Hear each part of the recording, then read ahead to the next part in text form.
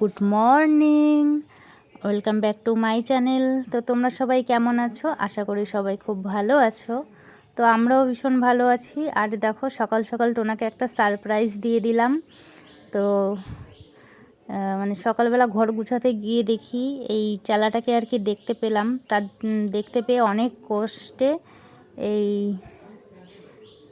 মানে চায়ের কাপে আর কি তুলে নিয়েছিলাম।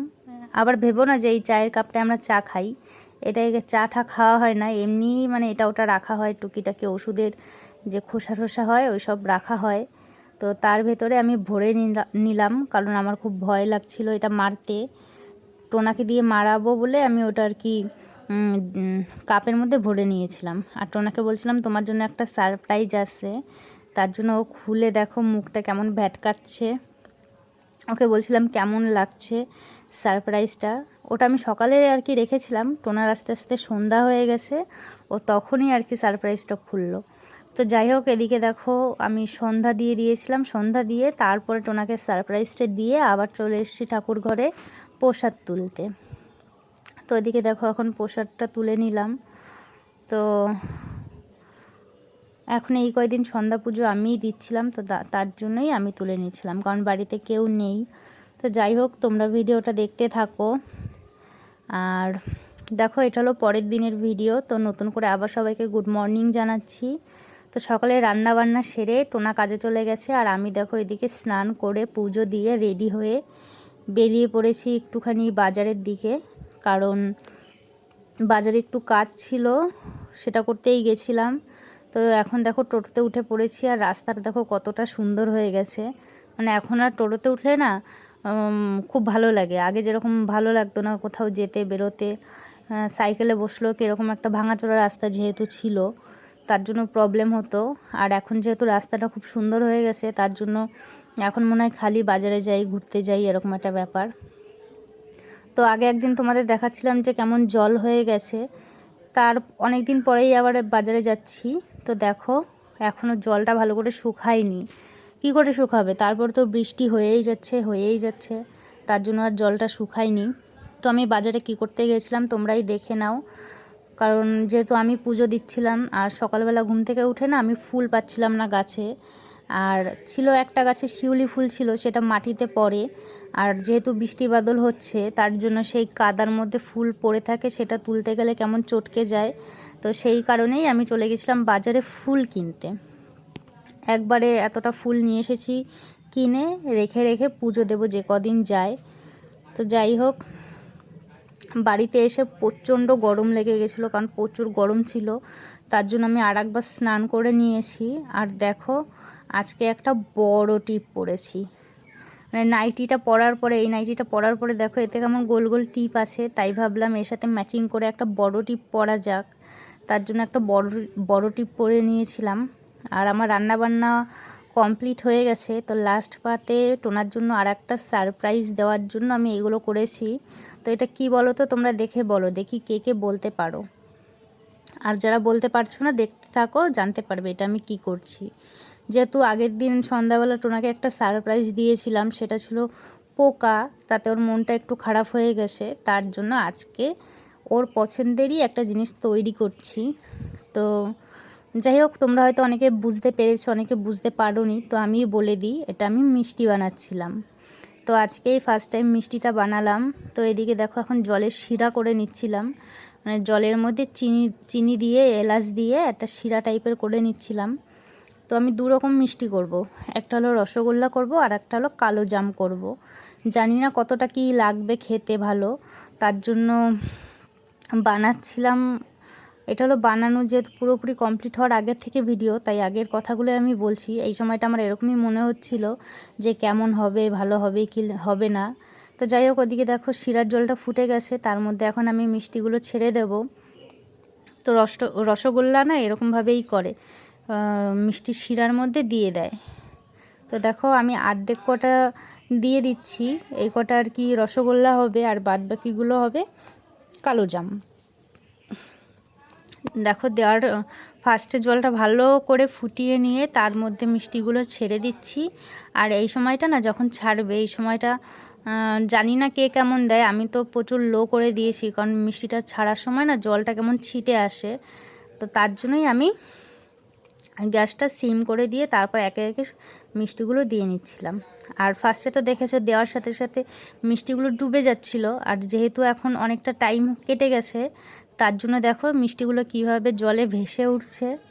তো এই সময়টা না আমি একটু ঢেকে দেবো, যাতে মিষ্টিগুলো হালকা একটু ফেটে ফেটে যায় আর ভেতরে যাতে রসটা ভালো মতো ঢুকে যায়, তার জন্য আমি এই সময়টা ঢেকে দিচ্ছিলাম।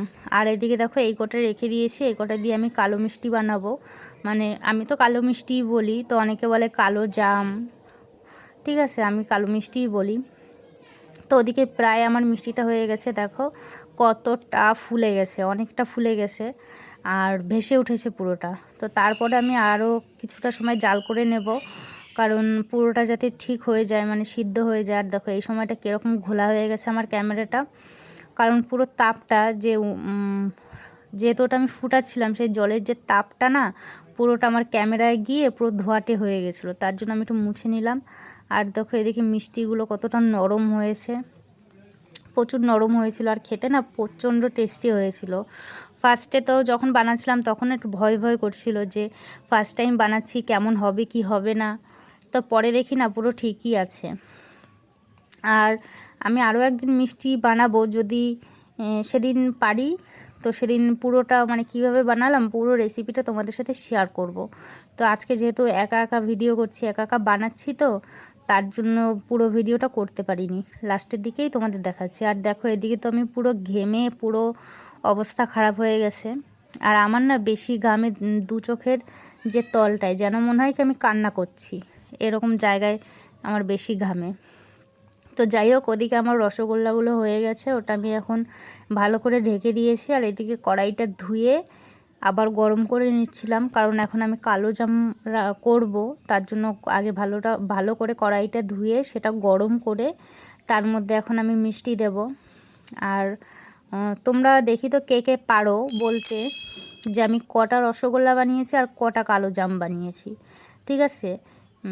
যারা যারা বলতে পারবে তারা তারা কমেন্টে জানিও যে আমি এ কটা রসগোল্লা বানিয়েছি, এ কটা কালো মিষ্টি বানিয়েছি। তো যাই হোক তোমাদের সাথে দেখো বকবক করতে করতে আমার কড়াইটা গরম হয়ে গেছে, আমি আবার হাত দিয়ে দেখে নিচ্ছিলাম যে কতটা হিট হলো কড়াইটা। তো যাই হোক ভালোই হিট হয়ে গেছে। তো তারপরে আমি এদিকে মিষ্টিগুলো দিয়ে দিয়েছি, আর দেখো ভেজে নিচ্ছি কড়া করে লাল লাল করে, মানে সাদা মিষ্টি ভাজতে ভাজতে এরকম একটা কালার চলে আসবে, একটু কালচে কালচে টাইপের হবে। তো যখন এরকম হবে না তখন বুঝবে যে প্রায় হয়ে গেছে, কিন্তু আমি যেহেতু আরেকটু কালো কালো করব তার জন্য আরেকটু ভালো করে ভেজে নিচ্ছিলাম।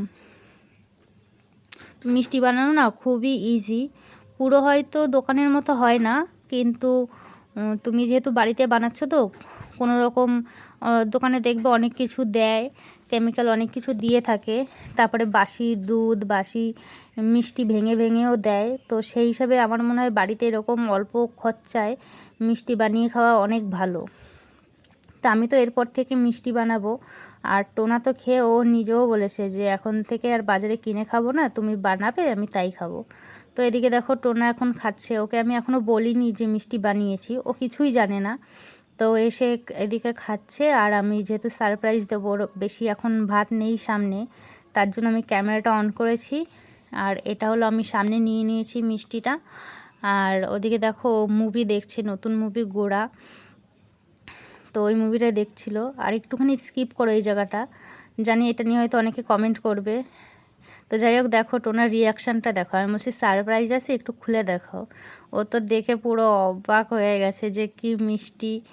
আর দেখো কিভাবে খেয়ে যাচ্ছে, টপ টপ করে খেয়ে যাচ্ছে, ওর তো বিশাল পছন্দ হয়েছে।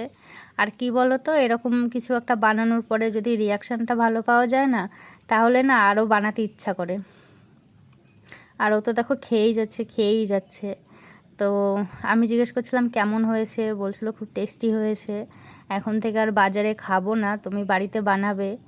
আর ওর কি বলো তো সাদা মিষ্টির থেকে না এই কালো মিষ্টিগুলো বেশি পছন্দ হয়েছে।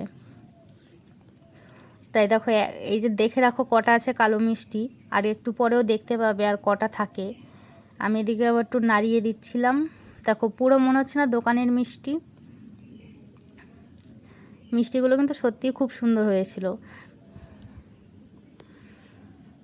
আর বেশি ভালো লেগেছে এদিকে কালো মিষ্টিগুলো, আর টোনা তো ওগুলোই খাচ্ছে বেশি বেশি করে। আর তোমরা কে কে মিষ্টি বাড়িতে বানিয়েছো সেটাও কমেন্টে চাইলে জানাতে পারো। আমি তো আজকে ফার্স্ট টাইমই বানালাম।